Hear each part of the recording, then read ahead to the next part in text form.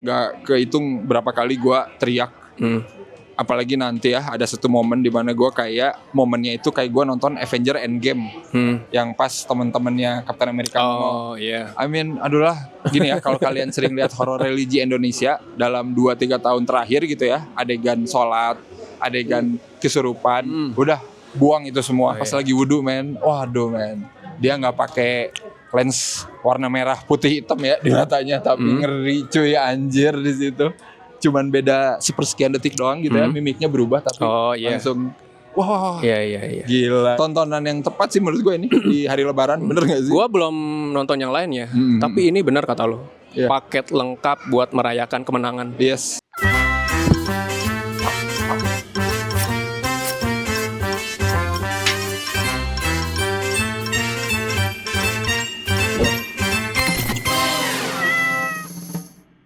Halo Sinegrip, kembali lagi bareng gue Arya dan gua Ustadz Rangga. Oh, kan gue mau bilang Ustadz Rangga. Sekarang kita akan ngomongin film Lebaran, Pak. Jumbo udah ya kemarin ya? Jumbo udah. Ini film Lebaran kedua yang kita tonton ya. Judulnya adalah tentu saja Norma. Belum anjing itu. Kodrat 2. Kodrat 2. Simpel banget ya. Kodrat 2. Gue seneng nih. Gak usah ada sejudul panjang-panjang. Kodrat 2. Kutukan Iblis. Ini sebenarnya sebuah sequel yang udah ditunggu banget ya. Ini serius sih, gue nungguin ini. Film pertamanya itu 2018 ya? Enggak dong anjing, jauh banget 2018. 2022 ya? Iya, jauh banget. Iya, 2018. Sekitar 3 tahun lah, hampir 3 tahun lah. Iya, waktu yang cukup sih sebenarnya untuk banget, ngebangun. Cukup banget, bro. Film yang bener, Pak. Film yang bener itu kan emang gak singkat bikin. Betul. Apalagi ini mau ngebangun universe ya. Iya. Sebuah franchise berkepanjangan. Tapi Kodrat 2 sebuah tontonan yang ini udah gue antisipasi banget lah pokoknya. Kalau gue baca di Twitter lo ya, banger after bagaimana banger. Tuh kalau dia ngomong? Ya itu, banger after banger, after banger, after banger, after banger. Gue emang inget Smackdown itu teh. Simus ada kan, tahu ya? Seperti yang kita tahu kan Kodrat 2 ini ngelanjutin ya langsung event dari Kodrat pertama kan ya. Ketika Vino naik motor, Ustadz Kodrat naik motor tuh kan. Gitu kemana lah? Kemana lah itu gua nggak tahu. Ke Mordor sih. Soalnya gelap ya. Iya, di ujung gelap kan, petir-petir gitu kan. Gua nggak tahu lah itu ya. Ternyata di sini dijawab ya. Dia itu mencari istrinya. Nyambunginnya keren sih. Nah itu dia bro. Kan Kodrat pertama udah keren tuh openingnya. Iya benar.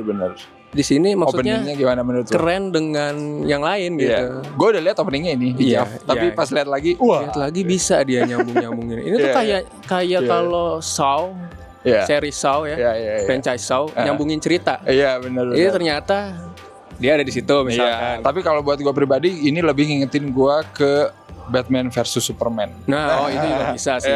Cocok lah sama-sama superhero. Sama-sama superhero. Kayak gitu-gitu ya. Gue baru ingat lagi. Jadi setelah nanti openingnya yang sangat liar itu ya, nanti setelah itu sekuen paruh pertama itu kayak openingnya Batman versus Superman.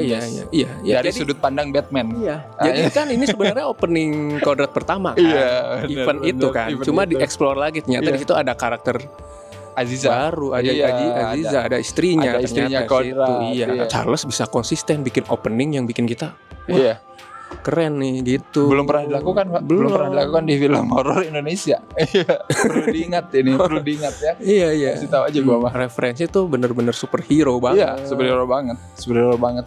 Asli. Jadi pas nonton itu tuh gua menikmati banget. Asli, paruh awalnya itu kan kayak bertindak sebagai pengantar cerita ya, sekaligus ngasih lihat sudut pandang orang lain gitu dari kejadian film pertama ya kan. Nonton Kodrat tuh kangen apa ya, kayak film-film yang menegakkan keadilan gitu loh. Ya betul.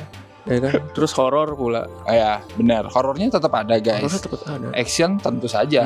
Action di sini porsinya jadi lebih banyak kata gue. Itu bagus. Iya. Itu bagus. Bener. Gue nggak menduga gitu. Soalnya kan di film pertama ada ya, cuman segitu doang gitu kan, memperkenalkan gitu. Di sini dieksplor lagi gitu, jadi lebih oke lagi. Jadi kalau mau yang tahu sejago apa sih Ustadz Kodrat, ya ini tuh yang sering kita bilang aja sih, horor tuh bukan melulu setan supranatural, ya kan? Betul.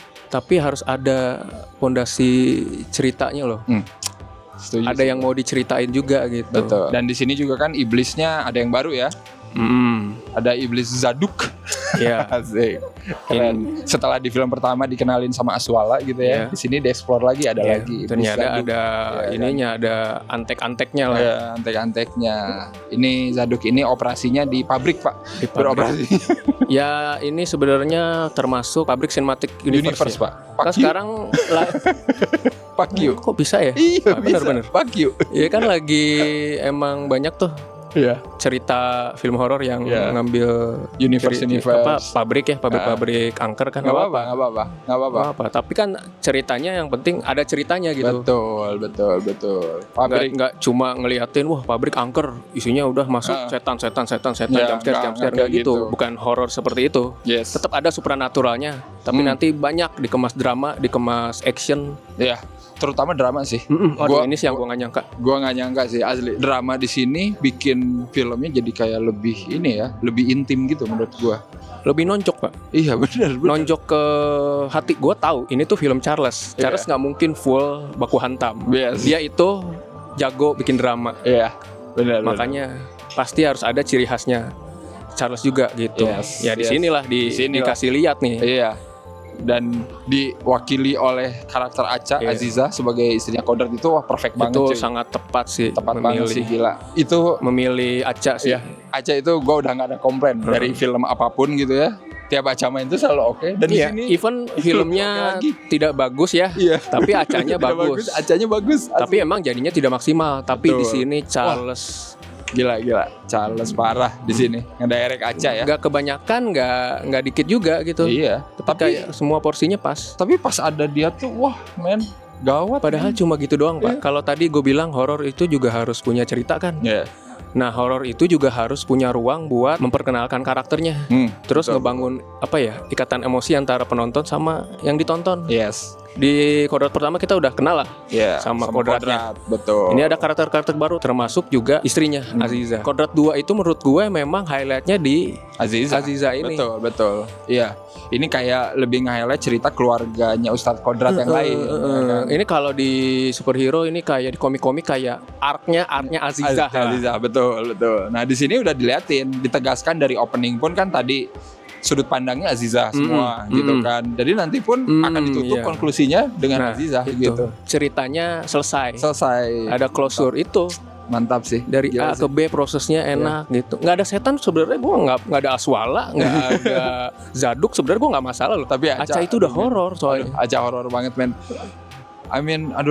Gini ya, kalau kalian sering lihat horor religi Indonesia dalam 2-3 tahun terakhir gitu ya, adegan sholat, adegan kesurupan, udah buang itu semua. Lu nonton ini udah beda. Gua pas nonton gue ini udah suzon soalnya.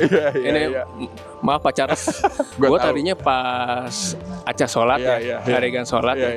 Kalau ini di belakangnya ada setan yang ngikutin, gue cabut asli, gue keluar asli. Pak Charles maaf gue keluar. Sorry banget gitu. Tapi ternyata tidak men. Gue kayak ditempeleng sama Charles di situ. Bener, bergetar sih gue. Terus gue makin bergetar lagi ketika tahu cerita dari Charles gimana di behind the scene-nya. Itu bener-bener udah didiemin satu take gitu. Satu take. Jadi nggak ada cut. Dia bolak-balik baca doa iftitah itu. Baca doa iftitah itu tapi nggak bisa-bisa ya. Wah itu sangat kayak ditonjok aja sama Cecep Arif Rahman gue. Tapi ke dada gitu. Ini kontekstual banget adegan sholatnya. Bukan cuman adegan sholat ada setan. Bukan cuman itu. Setan itu bisa datang dari mana saja. Dari mana saja. Anjir, itu the best. Bukan hanya wujud ya. Iya, bukan hanya wujud. Di pikiran. Ngeri itu sih. banger pertama tuh. Banger pertama. Opening udah banger. Banger. After banger.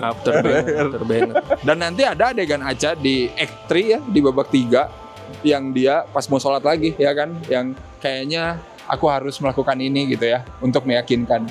Wah, pas di situ, pas lagi wudu men. Waduh men.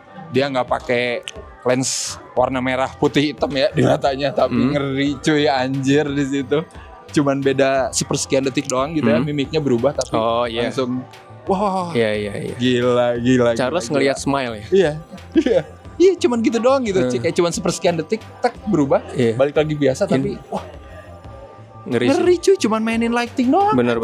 Tapi bisa bikin perubahan transisi Acha dari manusia ke non-human itu, unhuman itu bisa. Bisa. Tapi iya bener kata lu tanpa make up apapun. Wah. Tapi bisa ngeri. Dan somehow ya, kan di sini Aziza itu istrinya Kodrat ya, meskipun di film pertama kita nggak pernah tahu gitu Aziza siapa, dan Kodrat baru ketemu Aziza di film kedua ini, tapi rasanya tetap gue kayak ikut terharu gitu pas mereka pertama ketemu. Oh iya. Waduh, anjir. Padahal nggak gimana-gimana ya. Gimana-gimana, cuman nggak kayak adegan apa Superman ketemu ibunya gitu. misalnya. Tapi vibe-nya kayak gitu. Vibe-nya kayak gitu, iya. Jadi Lu ngerasain nggak pas nonton itu tuh kayak kita tuh seneng banget gitu. Seneng. Kayak pengen tepuk tangan gua. Emang tepuk tangan. Pas kita nonton kan pada tepuk tangan tuh. Makanya nonton film ini tuh treatmentnya kayak kita lagi nonton superhero banget. Iya, benar. Dia bisa ngebangun momen, tiap momen berarti gitu loh. Jadi nggak kayak cuman lewat doang gitu. Bener. Tiap build up ke satu momen itu ada gitu. Bener. Ketika film bisa bikin penontonnya itu relate dan terikat sama karakternya, sama Kodrat, sama Aziza juga tadi udah dikasih waktu lah. Iya. Secara emosional. Betul. Jadi pas ketemu tuh kita ikut seneng seneng sama Kodrat, ikut seneng sama Aziza. Romantis itu Pak, adegan romantis. Ini tuh romantis. Tapi ini caution aja ya, kalau kalian nyari horor yang jump scare, jedak-jeduk, jangan. Bukan yang kayak horor dar-der-dor terus. Iya, bukan yang dar-der-dor nang-neng-nong. Iya, bukan. Nggak ada yang pakai backsound yang juara. Nah, ini nih ngomongin backsound nih, nggak harus berisik ya, dar-der-dor buat ngagetin, buat nakutin, tapi dengan sound design yang cuma bisik-bisik, cuma ambience tapi dapet. Wah, gitu. Openingnya lah buktinya film ini, openingnya banget yang pas Azizah disetubuhi. Nah, itu baru the real pengantin iblis. Dari opening aja udah kedengeran tuh gimana sound design itu benar-benar maksimalkan, perhatiin banget. Iya. Dan bikin kita berimajinasi yang enggak Pak itu. Bener. Iya kan? Bener. Jadi kayak mikir, oh anjing, nggak usah diliatin kan? Iya, nggak usah diliatin. Nggak usah seronok kan? Iya. Dan cukup dengan ekspresi Azizah. Nah, lagi-lagi Aca. Men, kalau bukan Aca yang main, waduh, gua nggak tahu deh. Kayaknya ini salah satu acting Aca terbaik deh. Terbaik asli. Hanya dengan ekspresi Aca gitu, terus ada suara zap. Kita tahu lah itu kita lagi tahu diapain itu lagi lah. Gitu. Kita tahu lagi diapain lah itu. Ya dari situ maksudnya sound design itu udah ngaruh banget. Sengaruh itu sound design. Bukan cuma suara setan kresek. Enggak. Bener-bener diperhatiin gitu biar penonton itu lagi ini. Iya, gitu. Betul. Secara treatment horornya ya variatif, bener kata lu. Seru jadinya gitu maksudnya. Yang jump scare ada. Yang cuma ngintip dikit, terus cuma tanduknya kelihatan kayak Hellboy ada.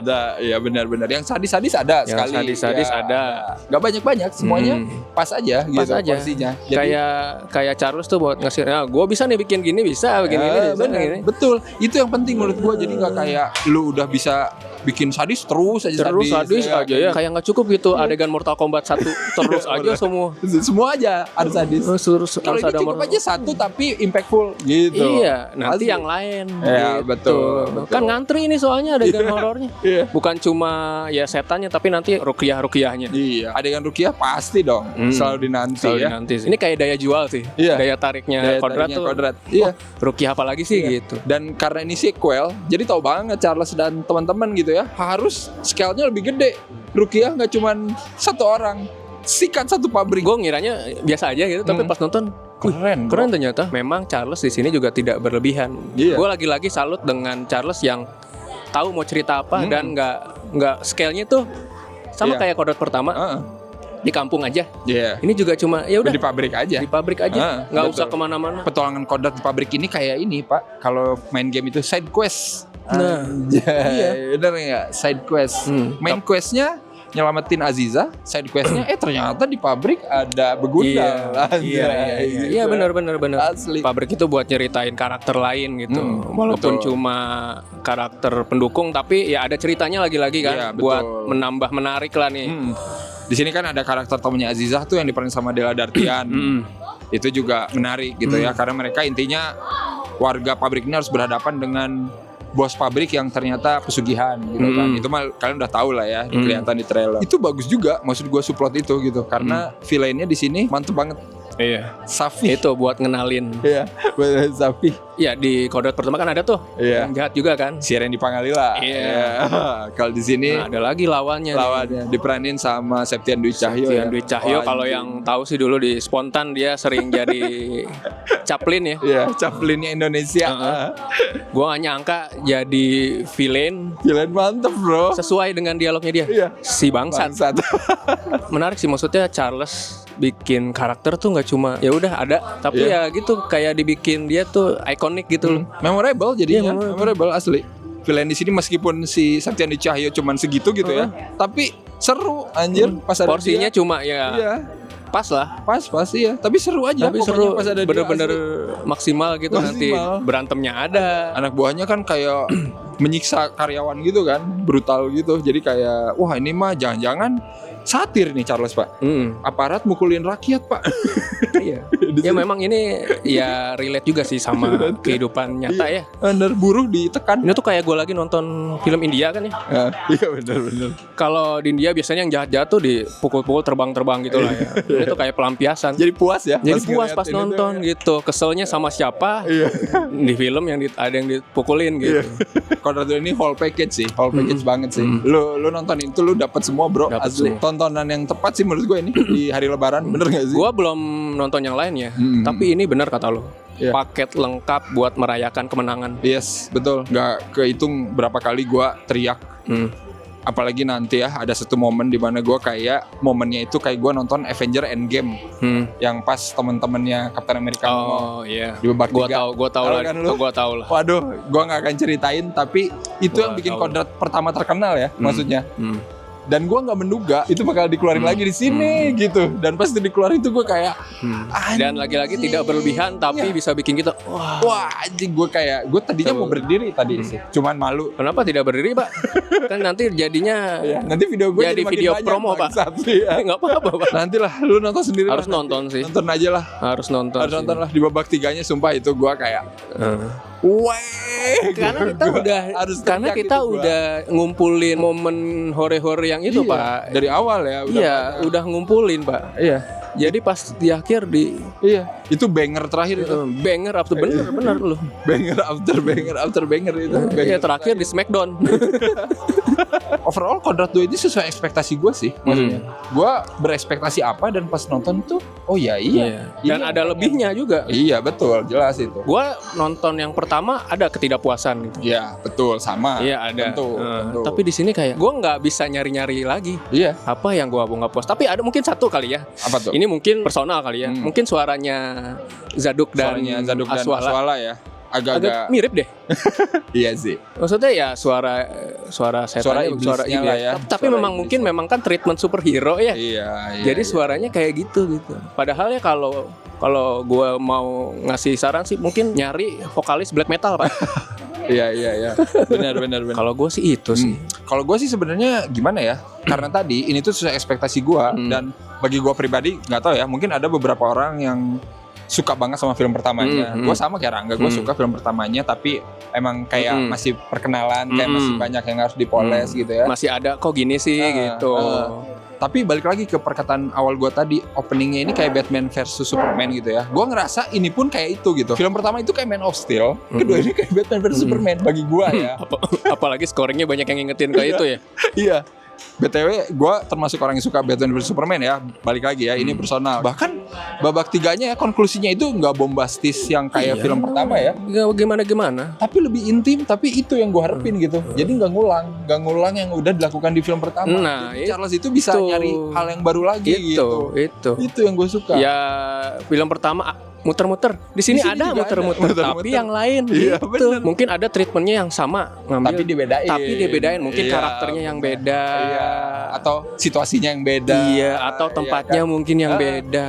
Itu nggak apa-apa. Jadi itu kayak benang merah kan secara langsung. Jadi kita ingat, ini tuh kita nonton universe-nya Kodrat. Gitu. Bener. Jadi ya udah. Jadi kita makin ini Kodrat. Kodrat ya kayak gini gitu. Dan yang bikin Kodrat 2 ini makin kental gitu ya rasa superhero-nya. Nanti di endingnya setelah babak 3 itu kita akan di-teasing hubungan dengan universe film Charles yang lain. Ini juga sih. Ini mantep sih. Ini dikit tapi itu sebuah Easter egg yang menarik aja buat ini gua. Yang bikin sebenarnya ini pinter. Ini kayak Marvel kan. Jadi Marvel. Bikin kalau kita skip, oh iya ada ini. Iya. Harus nonton lagi nih. Iya benar. Jadi mau nggak mau kita harus ngikutin nih semua. Asli. Pas nonton kan Charles bilang, lu dengar nggak ada suara ini? Suara apa Pak Charles? Nonton lagi pasti Pak. Iya. Pinter Pak Charles. Nggak apa-apa. Nanti kalian tahu sendiri, apalagi yang udah nonton Pemukiman Setan ya, mungkin pasti bakal hore lagi Pak, momen hore lagi. Oh. Gue malah nggak ngeh loh itu. Gue malah nanya kan, ini apa ya maksudnya? Oh iya juga. Iya, karena emang subtle banget. Menarik. Lu harus nonton pokoknya ini. Ramaikan ya biar universe-nya Kodrat ini tetap bertahan. Lihatlah mukanya Arya dari tadi.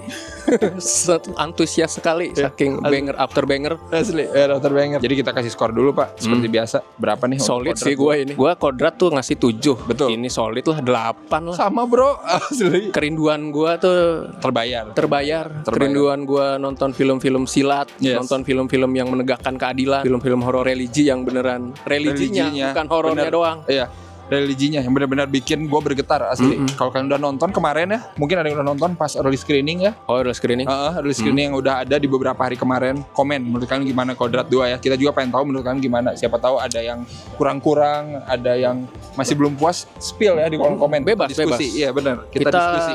Nonton film itu kan demokratis. Oke, kalau kayak gitu seperti biasa ya. Jangan lupa like, share, subscribe Cinecrib ya. Join membership Cinecrib bisa.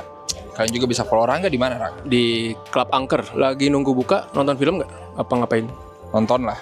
Bisa. Gue biasanya kan nyari ya di Netflix ya, tapi ujung-ujungnya ke YouTube Pak. Nah di YouTube itu gue mau rekomendasiin nih persembahan dari Club Angker lah ya. Oke. Salah satu film yang gue suka lah, film tahun 2018 yang relate sebenarnya nih sama Cinecrib.